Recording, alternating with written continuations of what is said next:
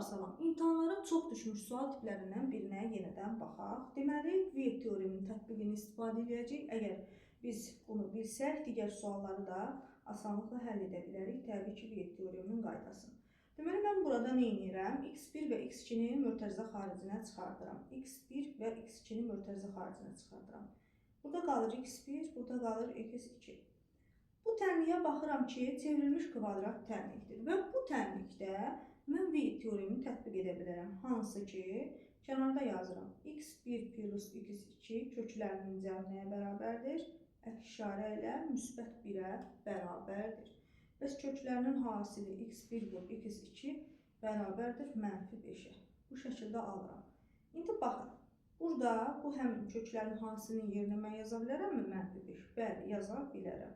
-5 vurulsun. Köklərinin cəminin yerinə isə gördüyünüz kimi bu müsbət 1-i yaza bilərəm. Bu da bərabərdir -5.